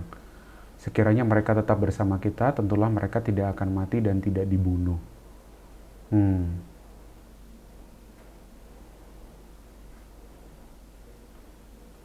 Oke.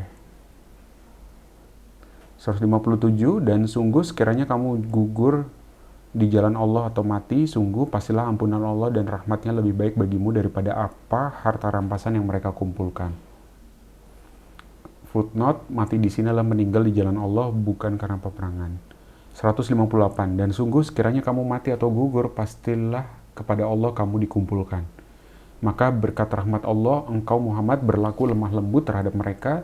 Sekiranya engkau bersikap keras dan berhati kasar, tentulah mereka menjauhkan diri dari sekitarmu. Karena itu, maafkanlah mereka dan mohonkanlah ampunan untuk mereka, dan bermusyawarahlah dengan mereka dalam urusan itu. Kemudian apabila engkau telah membulatkan tekad, maka bertakwalah kepada Allah. Sungguh Allah mencintai orang yang bertawakal. Nah, ayat 159 ini tadi ya, gitu ya. Prinsip kepemimpinan diajarkan oleh Allah. Walaupun orang-orang telah melakukan kesalahan, tapi Allah memerintahkan kepada Nabi Muhammad untuk tetap berlaku lemah lembut terhadap mereka. Dan sekiranya Nabi Muhammad bersikap keras atau berkata kasar, tentunya mereka akan menjauhkan diri dari sekitarmu. Karena itu, maafkanlah mereka dan mohonkanlah ampunan dari mereka dan musyawarahlah dengan mereka dalam urusan itu. Ya, mungkin ini adalah prinsip ayat 159. Salah satu prinsip kepemimpinan, yaitu memberikan maaf dan berlaku lemah lembut. 160. Jika Allah menolong kamu, maka tidak ada yang dapat mengalah kamu. Tetapi jika Allah membiarkan kamu tidak memberi pertolongan, maka siapa yang dapat menolongmu setelah itu? Karena itu hendaklah kepada Allah saja orang-orang mukmin bertawakal. Dan tidak mungkin seorang nabi berkhianat dalam urusan harta rampasan perang. Barang siapa berkhianat, niscaya pada hari kiamat dia akan datang membawa apa yang dikhianatkannya. Kemudian setiap orang akan diberi balasan yang sempurna sesuai dengan apa yang dilakukannya, dan mereka tidak dizolimi. Lagi-lagi Allah bilang, tidak menzolimi seseorang pun. 162. Maka adakah orang yang mengikuti keridhaan Allah sama dengan orang yang kembali membawa kemurkaan dari Allah, dan tempatnya di neraka jahanam? Itulah seburuk-buruk tempat kembali. Kedudukan mereka itu bertingkat-tingkat di sisi Allah, dan Allah Maha melihat apa yang mereka kerjakan. Sungguh, Allah telah memberi karunia kepada orang-orang beriman ketika Allah mengutus seorang Rasul Muhammad di tengah-tengah mereka dari kalangan mereka sendiri, yang membacakan kepada mereka ayat-ayatnya, menyucikan jiwa mereka, dan mengajarkan kepada mereka kitab Al-Quran dan hikmah sunnah, meskipun sebelumnya mereka benar-benar dalam kesesatan yang nyata. Jadi lagi-lagi ya, ini Allah selalu kayaknya sering ya menerangkan bahwa Nabi Muhammad itu dan Islam itu datang sebagai karunia, merupakan karunia atau nikmat yang sangat besar ya. Ini konsisten ya dengan yang sebelumnya juga. Jadi Islam dan Nabi Muhammad adalah nikmat dan karunia bagi manusia. Karena dengan Islam mengajarkan kita ayat-ayat dari Allah dengan Al-Quran yang indah ini, Allah langsung mengajarkan kita, menyucikan jiwa kita, mengajarkan Al-Quran dan juga hikmah atau sunnah, meskipun sebelumnya orang-orang berada dalam kesesatan yang nyata. Dan tadi di ayat sebelumnya ya, kita juga sudah bahas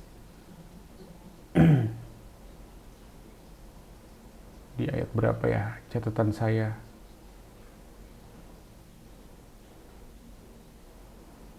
Bahwa orang-orang itu sudah berada di tepi jurang neraka. Tapi karena karunia dan rahmat dari Allah ya, didatangkanlah Islam dan Nabi Muhammad dan akhirnya bisa menyelamatkan manusia. Maka inilah nikmat terbesar, nikmat iman dan Islam. 165. Dan mengapa kamu heran ketika ditimpa musibah, kekalahan pada perang Uhud? Padahal kamu telah menimpakan musibah 2 kali lipat kepada musuh-musuhmu pada perang Badar. Kamu berkata, dari mana datangnya kekalahan ini? Katakanlah itu dari kesalahan dirimu sendiri. Sungguh Allah Maha Kuasa atas segala sesuatu. Dan apa yang menimpa kamu ketika terjadi pertemuan atau pertempuran antara dua pasukan itu adalah dengan izin Allah dan agar Allah menguji siapa orang yang benar-benar beriman. Dan untuk menguji orang-orang yang munafik, kepada mereka dikatakan, marilah berperang di jalan Allah atau pertahankanlah dirimu. Mereka berkata, sekiranya kami mengetahui bagaimana cara berperang, tentulah kami mengikuti kamu. Mereka pada hari itu lebih dekat kepada kekafiran daripada keimanan. Mereka mengatakan dengan mulutnya apa yang tidak sesuai dengan isi hatinya, dan Allah lebih mengetahui apa yang mereka sembunyikan. Footnote, ucapan ini ditunjukkan kepada Nabi dan sahabat-sahabatnya sebagai ejekan, karena mereka memandang Nabi tidak tahu strategi berperang, sebab dia melakukan peperangan ketika jumlah kaum muslimin sedikit. Ucapan ini dapat digunakan untuk mengelakkan cercaan yang ditujukan kepada diri orang munafik sendiri. 168. Mereka itu adalah orang-orang yang berkata kepada saudara-saudaranya dan mereka tidak turut pergi berperang. Sekiranya mereka mengikuti kita, tentulah mereka tidak terbunuh. Katakanlah, cegahlah kematian itu dari dirimu jika kamu orang yang benar. 169. Dan jangan sekali-kali kamu mengira bahwa orang-orang yang gugur di jalan Allah itu mati. Sebenarnya mereka itu hidup di sisi Tuhannya mendapat rezeki. Footnote, hidup dalam alam lain yang bukan alam kita. Mereka mendapatkan berbagai kenikmatan di sisi Allah dan hanya Allah sajalah yang mengetahui bagaimana keadaan hidup di alam lain itu. 170. Mereka bergembira dengan karunia yang diberikan Allah kepadanya dan senang hati terhadap orang yang masih tinggal di belakang yang belum menyusul mereka, bahwa tidak ada rasa takut pada mereka dan mereka tidak bersedih hati.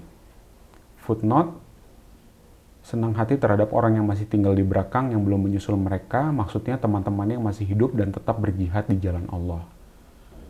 Jadi ayat 169 ini adalah orang yang gugur dalam berjihad sebenarnya hidup di sisi Allah dan mendapatkan rezeki.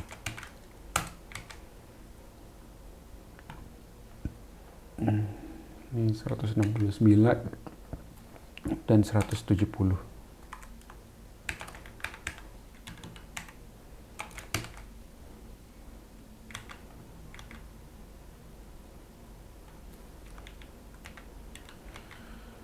171. Mereka gembira ria dengan nikmat dan karunia dari Allah, dan sungguh Allah tidak menyia-nyiakan pahala orang-orang yang beriman, yaitu orang-orang yang mentaati perintah Allah dan Rasul setelah mereka mendapat luka dalam perang Uhud.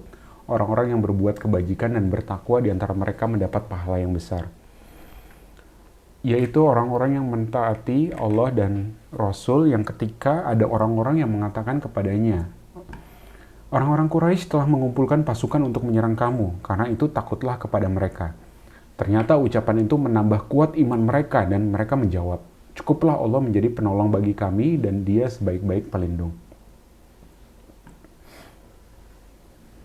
Maka mereka kembali dengan nikmat dan karunia besar dari Allah. Mereka tidak ditimpa satu bencana dan mereka mengikuti keridhaan Allah.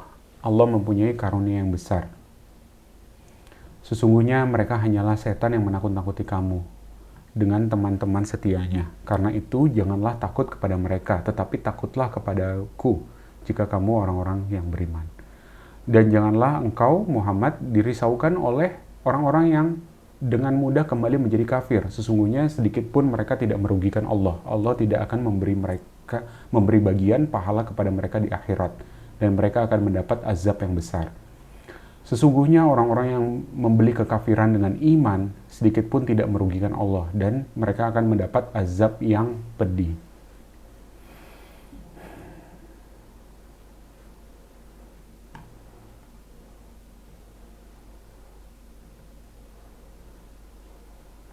Dan jangan sekali-kali orang-orang kafir itu mengira bahwa tenggat waktu yang kami berikan kepada mereka lebih baik baginya. Sesungguhnya tenggat waktu yang kami berikan kepada mereka hanyalah agar dosa mereka semakin bertambah dan mereka akan mendapat azab yang menghinakan.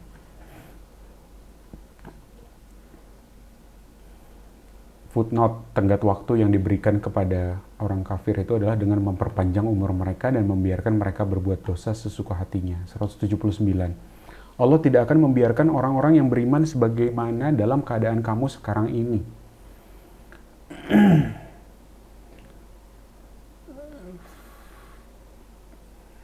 Sehingga dia membedakan yang buruk dari yang baik. Allah tidak akan memperlihatkan kepadamu hal-hal yang gaib, tetapi Allah memilih siapa yang dia kehendaki di antara rasul-rasulnya. Karena itu, berimanlah kepada Allah dan rasul-rasulnya. Jika kamu beriman dan bertakwa, maka kamu akan mendapat pahala yang besar. Dan jangan sekali-kali orang-orang yang kikir dengan apa yang diberikan Allah kepada mereka dari karunia-Nya mengira bahwa kikir itu baik bagi mereka, padahal kikir itu buruk bagi mereka. Apa harta yang mereka kikirkan itu akan dikalungkan di lehernya pada hari kiamat. Milik Allah lah warisan apa yang ada di langit dan di bumi. Allah maha teliti terhadap apa yang kamu kerjakan. Sungguh Allah telah mendengar perkataan orang-orang Yahudi yang mengatakan, sesungguhnya Allah itu miskin dan kami kaya. Kami akan mencatat perkataan mereka dan perbuatan mereka membunuh nabi-nabi tanpa hak alasan yang benar. Dan kami akan mengatakan kepada mereka, rasakanlah olehmu azab yang membakar. Demikian itu disebabkan oleh perbuatan tanganmu sendiri, dan sesungguhnya Allah tidak menzolimi hamba-hambanya. Yaitu orang-orang Yahudi yang mengatakan, sesungguhnya Allah telah memerintahkan kepada kami agar kami tidak beriman kepada seorang rasul sebelum dia mendatangkan kepada kami kurban yang dimakan api. Katakanlah Muhammad, sungguh beberapa orang rasul sebelumku telah datang kepadamu dengan membawa bukti-bukti yang nyata dan membawa apa yang kamu sebutkan. Tapi mengapa kamu membunuhnya jika kamu orang-orang yang benar? Maka jika mereka mendustakan engkau Muhammad, maka ketahuilah rasul-rasul sebelum engkau pun telah didustakan pula. Mereka membawa mukjizat-mukjizat yang nyata. Zubur dan kitab yang memberi penjelasan yang sempurna. Footnote, Zubur adalah lembaran-lembaran yang berisi wahyu yang diberikan kepada nabi-nabi sebelum Nabi Muhammad SAW, yang isinya mengandung hikmah-hikmah. Dan kitab-kitab yang diturunkan kepada nabi yang berisi hukum syariat seperti Taurat, Injil, dan Zabur. 185. Setiap yang bernyawa akan merasakan mati. Kullu nafsin dha'iqatul maut. Dan hanya pada hari kiamat sajalah diberikan dengan sempurna balasanmu. Barang siapa dijauhkan dari neraka dan dimasukkan ke dalam surga, sungguh dia memperoleh kemenangan. Kehidupan dunia hanyalah kesenangan yang memperdaya. Ini ayat yang sangat penting yang harus saya catat. Setiap orang akan merasakan mati.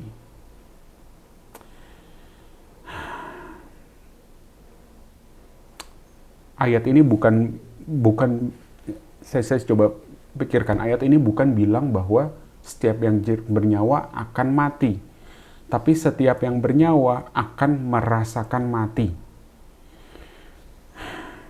Artinya kematian itu ada rasanya. Ya, mudah-mudahan kita diberikan keringanan ketika sakaratul maut nanti.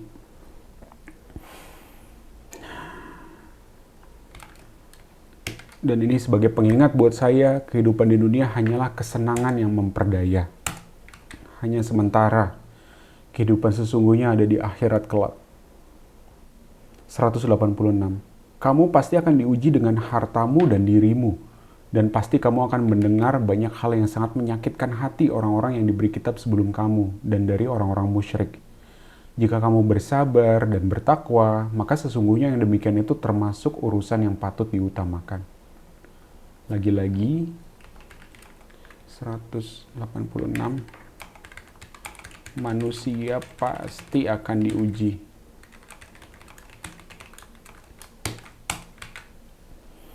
Semoga kita bisa menjadi orang yang bersabar dan bertakwa. 187. Dan ingatlah ketika Allah mengambil janji dari orang-orang yang telah diberi kitab, yaitu Hendaklah kamu benar-benar menerangkannya, isi kitab itu kepada manusia, dan janganlah kamu menyembunyikannya. Footnote, di antara keterangan yang disembunyikan itu adalah tentang kedatangan Nabi Muhammad SAW. Lanjut, lalu mereka melemparkan janji itu ke belakang punggung mereka dan menjualnya dengan harga murah. Maka itulah seburuk-buruk jual beli yang mereka lakukan. Jangan sekali-kali kamu mengira bahwa orang yang gembira dengan apa yang telah mereka kerjakan dan mereka suka dipuji atas perbuatan yang tidak mereka lakukan. Jangan sekali-kali kamu mengira bahwa mereka akan lolos dari azab. Mereka akan mendapat azab yang pedih. Dan milik Allah lah kerajaan langit dan bumi. Dan Allah Maha Kuasa atas segala sesuatu. Ini agak berbeda ya, sebelumnya walillahi ma fis samawati wa ma fil ard, milik Allah apa yang ada di langit dan apa yang ada di bumi. Sekarang walillahi mulkus samawati wal ard, milik Allah lah kerajaan langit dan di bumi, ada kerajaannya. 190. Sesungguhnya dalam penciptaan langit dan bumi dan pergantian malam dan siang terdapat tanda-tanda kebesaran Allah bagi orang yang berakal, yaitu orang-orang yang mengingat Allah sambil berdiri, duduk, atau dalam keadaan berbaring, dan mereka memikirkan tentang penciptaan langit dan bumi seraya berkata, "Ya Tuhan kami, tidaklah Engkau menciptakan semua ini sia-sia. Maha suci Engkau, lindungilah kami dari azab neraka.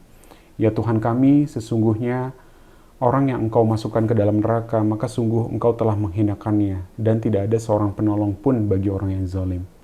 Ya Tuhan kami, sesungguhnya kami mendengar orang yang menyeru kepada iman, yaitu, berimanlah kamu kepada Tuhanmu, maka kami pun beriman. Ya Tuhan kami, ampunilah dosa-dosa kami dan hapuskanlah kesalahan-kesalahan kami, dan matikanlah kami bersama orang-orang yang berbakti. Ya Tuhan kami, berilah kami apa yang telah Engkau janjikan kepada kami melalui Rasul-Rasul-Mu, dan janganlah Engkau hinakan kami pada hari kiamat. Sungguh Engkau tidak pernah mengingkari janji." Maka Tuhan mereka memperkenankan permohonannya dengan berfirman, "Sesungguhnya aku tidak menyia-nyiakan amal orang yang beramal di antara kamu, baik laki-laki maupun perempuan, karena sebagian kamu adalah keturunan dari sebagian yang lain."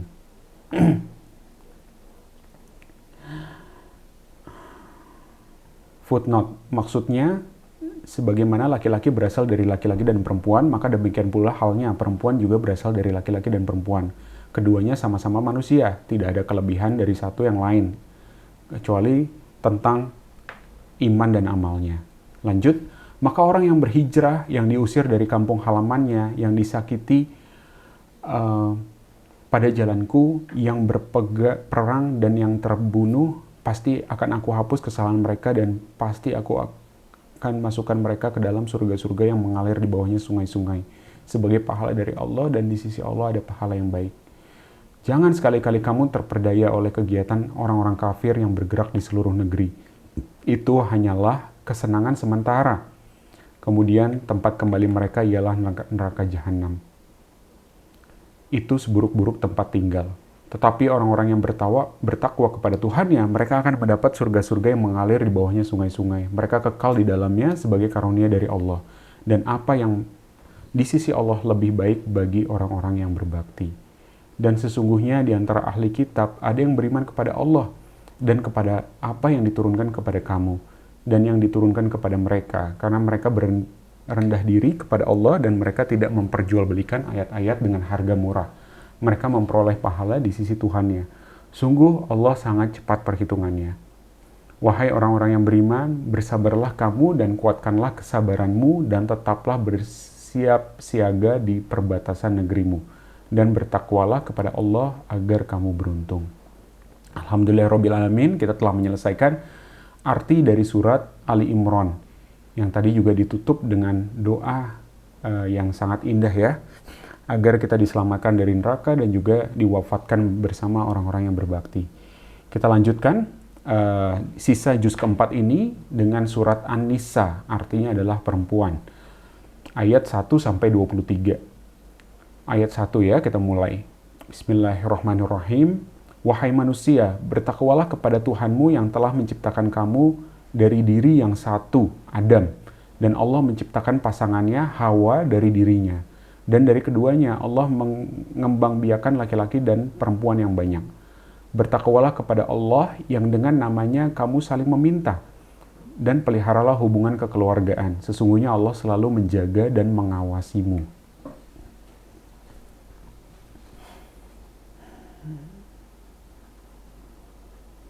Jadi ini kita diminta untuk menjaga silaturahmi juga ya, hubungan kekeluargaan. Ayat 2, dan berikanlah kepada anak-anak yatim yang sudah dewasa harta mereka. Janganlah kamu menukar yang baik dengan yang buruk, dan janganlah kamu makan harta mereka bersama hartamu. Sungguh, tindakan menukar dan memakan itu adalah dosa yang besar. Dan jika kamu khawatir tidak akan mampu berlaku adil terhadap hak-hak perempuan yatim, bila mana kamu menikahinya, maka nikahilah perempuan lain yang kamu senangi, 2, 3, atau 4. Tetapi jika kamu khawatir tidak akan mampu berbuat adil, maka nikahilah seorang saja, atau hamba sahaya perempuan yang kamu miliki. Yang demikian itu lebih dekat agar kamu tidak berbuat zolim. Footnote, berlaku adil adalah perlakuan yang adil dalam memenuhi kebutuhan istri, seperti pakaian, tempat, giliran, dan lain-lain yang bersifat lahiriah dan batiniah. Islam memperbolehkan poligami dengan syarat-syarat tertentu. Sebelum turun ayat ini, poligami sudah ada dan pernah pula diajarkan oleh para nabi sebelum Nabi Muhammad SAW. Ayat ini justru membatasi poligami sampai 4 orang saja. Hamba sahaya dan perbudakan dalam pengertian ini pada saat sekarang sudah tidak ada ya. Ayat keempat, dan berikanlah mas kawin atau mahar kepada perempuan yang kamu nikahi sebagai pemberian yang penuh kerelaan. Kemudian, jika mereka menyerahkan kepada kamu sebagian dari mas kawin itu dengan senang hati, maka terimalah dan nikmatilah pemberian itu dengan senang hati. Footnote, pemberian itu adalah mas kawin yang besar kecilnya harus ditetapkan atas persetujuan kedua belah pihak, karena pemberian itu harus dilakukan dengan ikhlas. Ayat 5. Dan janganlah kamu serahkan kepada orang yang belum sempurna akalnya harta mereka yang ada di dalam kekuasaan kamu yang dijadikan Allah sebagai pokok kehidupan. Berilah mereka belanja dan pakaian dari hasil harta itu dan ucapkanlah kepada mereka perkataan yang baik. Footnote, yaitu orang yang belum sempurna akalnya adalah anak yatim yang belum balik, belum dewasa, atau orang dewasa yang tidak dapat mengatur harta bendanya. Ayat 6. Dan ujilah anak-anak yatim itu sampai mereka cukup umur untuk menikah. Footnote. Menguji di sini artinya mengadakan penyelidikan terhadap mereka tentang keagamaan, usaha-usaha mereka, kelakuan, dan lain-lain sampai diketahui bahwa anak itu dapat dipercaya. Lanjut. Kemudian jika menurut pendapatmu mereka telah cerdas, pandai memelihara harta, maka serahkanlah kepada mereka hartanya.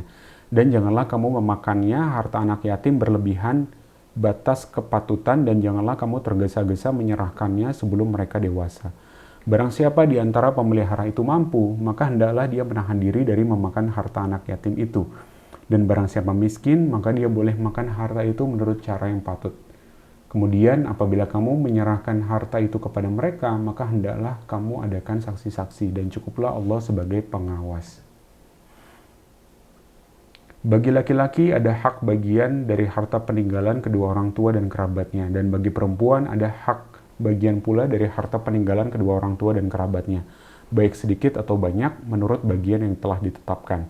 Dan apabila sewaktu pembagian itu hadir beberapa kerabat, anak-anak yatim, dan orang-orang miskin, maka berilah mereka dari harta itu sekedarnya dan ucapkanlah kepada mereka perkataan yang baik. Footnote, kerabat yang tidak mempunyai hak waris dari harta warisan. Pemberian sekedarnya tidak boleh lebih dari 1/3 harta warisan. Ayat 9, dan hendaklah takut kepada Allah orang-orang yang sekiranya mereka meninggalkan keturunan yang lemah di belakang mereka yang mereka khawatir terhadap kesejahteraannya. Oleh karena itu, hendaklah mereka bertakwa kepada Allah, dan hendaklah mereka berbicara dengan tutur kata yang benar. Sesungguhnya orang-orang yang memakan harta anak yatim secara zolim, sebenarnya mereka itu menelan api dalam perutnya, dan mereka akan masuk ke dalam api yang menyala-nyala. Allah mensyariatkan kewajiban kepadamu tentang pembagian warisan untuk anak-anakmu, yaitu bagian seorang anak laki-laki sama dengan bagian 2 orang anak perempuan. Footnote, bagian laki-laki 2 kali bagian perempuan adalah karena kewajiban laki-laki lebih berat dari perempuan, seperti kewajiban memberikan nafkah dan membayar mas kawin. Nanti suruh lihat surat An-Nisa ayat 34. Lanjut. Dan jika anak itu semuanya perempuan yang jumlahnya lebih dari 2, maka bagian mereka 2/3 dari harta yang ditinggalkan. Jika dia, anak perempuan itu seorang saja, maka dia memperoleh setengah dari harta yang ditinggalkan. Dan untuk kedua ibu bapak, bagian masing-masing 1/6 dari harta yang ditinggalkan. Dan jika dia yang meninggal itu mempunyai anak, dan untuk kedua ibu bapak, bagian masing-masing 1/6 dari harta yang ditinggalkan jika yang meninggal itu mempunyai anak. Oke, jadi ada orang meninggal, bapak ibunya masing-masing dapat 1/6 kalau yang meninggal tadi punya anak. Kalau yang meninggal tidak punya anak dan dia diwarisi oleh kedua ibu bapaknya saja, maka ibunya mendapat 1/3. Dan jika yang meninggal mempunyai beberapa saudara, maka ibunya dapatnya 1/6. Pembagian-pembagian tersebut di atas setelah dipenuhi wasiat yang dibuatnya dan setelah dibayar hutangnya. Tentang orang tuamu dan anak-anakmu, kamu tidak mengetahui siapa di antara mereka yang lebih banyak manfaatnya bagimu. Ini adalah ketetapan Allah, sungguh Allah Maha Mengetahui, Maha Bijaksana. Luar biasa, detail sekali tentang pengaturan pembagian harta warisan. Untuk laki-laki, perempuan, orang tua, anak, saudara, 1/3, setengah, 1/6, 1/5. Ya Allah, luar biasa. Lanjut. Dan bagianmu, suami istri, adalah 1/2 dari harta yang ditinggalkan oleh istri-istrimu. Bagianmu, suami atau istri, adalah 1/2 dari harta yang ditinggalkan oleh istri-istrimu jika mereka tidak mempunyai anak. Oke, jika istri-istrimu itu mempunyai anak, maka kamu dapatnya 1/4 dari harta yang ditinggalkannya setelah dipenuhi wasiat yang mereka buat atau setelah dibayar hutangnya. Para istri memperoleh 1/4 harta yang kamu tinggalkan jika kamu tidak mempunyai anak. Jika kamu punya anak, maka para istri memperoleh 1/8 dari harta yang kamu tinggalkan setelah dipenuhi wasiat yang kamu buat dan setelah dibayarnya hutang-hutangmu. Jika seseorang meninggal, baik laki-laki maupun perempuan yang tidak meninggalkan ayah dan tidak meninggalkan anak, tetapi mempunyai seorang saudara laki-laki seibu atau seorang saudara perempuan, maka bagi masing-masing kedua jenis saudara itu 1/6 harta. Tetapi jika saudara-saudara seibu itu lebih dari seorang, maka mereka bersama-sama dalam bagian yang 1/3-nya itu. Setelah dipenuhi wasiat yang dibuatnya dan setelah dibayar hutangnya dengan tidak menyusahkan ahli warisnya. Demikianlah ketentuan Allah. Allah Maha Mengetahui, Maha Penyantun. Lagi-lagi ya, sangat-sangat detail. Di sini sampai ada 1/3, setengah, 1/4, siapa-siapa saja yang dapat bagiannya, apa saja yang harus dipenuhi dulu kewajibannya. Ini kayaknya saya harus mempelajari sendiri bab tersendiri tentang wasiat dan waris ya. Penting nih kayaknya. Nah, perlu dibikin kayak semacam grafiknya dan bagaimana aturan detailnya, lengkapnya ya.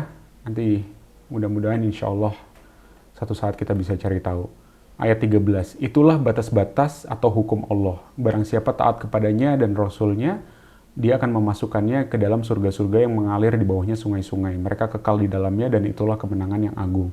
Dan barang siapa mendurhakai Allah dan Rasulnya dan melanggar batas-batas hukumnya, niscaya Allah memasukkannya ke dalam api neraka. Dia kekal di dalamnya dan dia akan mendapat azab yang menghinakan. Dan para perempuan yang melakukan perbuatan keji di antara perempuan-perempuan kamu, hendaklah terhadap mereka ada 4 orang saksi di antara kamu yang menyaksikannya. Apabila mereka telah memberi kesaksian, maka kurunglah mereka atau perempuan itu di dalam rumah sampai mereka menemui ajalnya, atau sampai Allah membeli jalan yang lain kepadanya. Footnote. Menurut sebagian besar mufasir, perbuatan keji di sini adalah perbuatan zina. Sedang menurut pendapat yang lain ialah segala perbuatan mesum seperti zina, homoseksual dan yang sejenisnya. Menurut pendapat Muslim dan Mujahid ialah musahaqoh atau lesbian. Nah, menurut sebagian besar mufasir, jalan yang lain itu adalah dengan turunnya surat An-Nur ayat 2, yaitu tentang hukum dera. Ayat 16, dan terhadap dua orang yang melakukan perbuatan keji di antara kamu, maka berilah hukuman kepada keduanya. Jika keduanya tobat dan memperbaiki diri, maka biarkanlah mereka. Sungguh Allah Maha Penerima Tobat, Maha Penyayang. Sesungguhnya bertobat kepada Allah itu hanya pantas bagi mereka yang melakukan kejahatan karena tidak mengerti, kemudian segera bertobat. Tobat mereka itulah yang diterima Allah, Allah Maha Mengetahui, Maha Bijaksana. Dan tobat itu tidaklah diterima Allah dari mereka yang melakukan kejahatan, sehingga apabila datang ajal kepada seseorang di antara mereka, barulah dia mengatakan, saya benar-benar bertobat sekarang, dan tidak pula diterima tobat dari orang-orang yang meninggal sedang mereka di dalam kekafiran. Bagi orang-orang itu telah kami sediakan azab yang pedih. Wahai orang-orang yang beriman, tidak halal bagi kamu mewarisi perempuan dengan jalan paksa. Dan janganlah kamu menyusahkan mereka karena hendak mengambil kembali sebagian dari apa yang telah kamu berikan kepadanya, kecuali apabila mereka melakukan perbuatan keji yang nyata. Dan bergaullah dengan mereka menurut cara yang patut. Jika kamu tidak menyukai mereka, maka bersabarlah. Karena boleh jadi kamu tidak menyukai sesuatu padahal Allah menjadikan kebaikan yang banyak padanya. Footnote. Ayat ini tidak berarti bahwa mewariskan perempuan tidak dengan jalan paksa dibolehkan. Menurut sebagian adab Arab jahiliyah, apabila seorang meninggal, maka anaknya yang tertua atau anggota keluarganya yang lain mewarisi janda itu. Janda tersebut boleh dinikahi sendiri atau dinikahkan dengan orang lain yang maharnya diambil oleh pewaris atau tidak diperbolehkan menikah lagi. Jadi ini aturan-aturan ini ada untuk zaman tersebut karena ada hal-hal tertentu ya, asbabun nuzulnya. Ayat 20, dan jika kamu ingin mengganti istrimu dengan istri yang lain, sedang kamu telah memberikan kepada seorang di antara mereka harta yang banyak, maka janganlah kamu mengambil kembali sedikit pun darinya. Apakah kamu akan mengambilnya kembali dengan jalan tuduhan yang dusta dan dengan menanggung dosa yang nyata? Dan bagaimana kamu akan mengambilnya kembali, padahal kamu telah bergaul satu sama lain sebagai suami istri. Dan mereka, istri-istrimu telah mengambil perjanjian yang kuat, ikatan pernikahan dari kamu. Dan janganlah kamu menikahi perempuan-perempuan yang telah dinikahi oleh ayahmu, kecuali kejadian pada masa yang telah lampau. Sungguh perbuatan itu sangat keji dan dibenci oleh Allah dan seburuk-buruk jalan yang ditempuh. Terakhir ayat 23 di juz 4 ini ya. Diharamkan atas kamu menikahi ibu-ibumu, anak-anakmu yang perempuan, saudara-saudaramu yang perempuan, saudara-saudara ayahmu yang perempuan, saudara-saudara ibumu yang perempuan, anak-anak perempuan dari saudara-saudaramu yang laki-laki, anak-anak perempuan dari saudara-saudaramu yang perempuan, keponakan ya, ibu-ibumu yang menyusui kamu, saudara-saudara perempuan sesusuan, ibu-ibu istrimu atau mertua, anak-anak perempuan dari istrimu yang dalam pemeliharaanmu atau anak tiri, anak-anak perempuan dari istrimu, anak tiri yang dalam pemeliharaanmu dari istri yang telah kamu campuri, tetapi jika kamu belum campur dengan istrimu itu dan sudah kamu ceraikan, maka tidak berdosa kamu menikahinya. Dan diharamkan bagimu istri-istri anak kandungmu, menantu, dan diharapkan mengumpulkan dalam pernikahan dua perempuan yang bersaudara, kecuali yang telah terjadi pada masa lampau. Sungguh Allah Maha Pengampun, Maha Penyayang.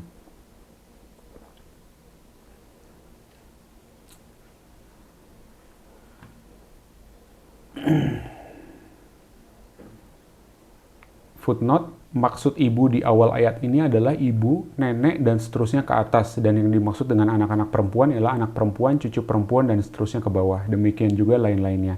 Sedang yang dimaksud dengan anak-anak istrimu yang dalam pemeliharaanmu, menurut sebagian besar ulama termasuk juga anak tiri yang tidak dalam pemeliharaannya. Ya, demikianlah membaca arti Al-Quran juz keempat. Alhamdulillah telah kita selesaikan. Mungkin sedikit hikmah dan tadabbur dari juz 4 tersebut. Jadi Tadi banyak membahas tentang perang Uhud ya, ada krisis militer, umat Islam dikalahkan, dan ada koneksi antara perang Uhud dan surat An-Nisa. Jadi setelah membahas detail tentang kekalahan kaum muslimin di dalam perang Uhud, Al-Quran langsung menyambungnya dengan surat An-Nisa yang membahas tentang panti asuhan, janda, warisan, hak-hak perempuan. Jadi peperangan eksternal selalu menyisakan kehancuran internal, ada janda, ada anak yatim. Allah ingin menunjukkan bahwa memulihkan struktur sosial dan menjaga hak finansial anak yatim dan perempuan sama pentingnya dengan memenangkan peperangan di medan pertempuran. Kita tidak bisa membangun peradaban yang kuat di luar jika hukum keluarga dan perlindungan terhadap anak-anak di dalam rumah hancur berantakan. Kemudian di sini saya juga lihat ada keseimbangan rasionalitas dan spiritualitas di ayat 190 dan 191 surat Al-Imran. Bahwa ilmu pengetahuan, sains, kosmologi, fisika tidak boleh dipisahkan dari spiritualitas. Mempelajari ilmu-ilmu tersebut harus berujung pada satu kesimpulan mutlak, yaitu Rabbana ma khalaqta hadza batila. Ya Tuhan kami, tiadalah Engkau menciptakan semua ini dengan sia-sia.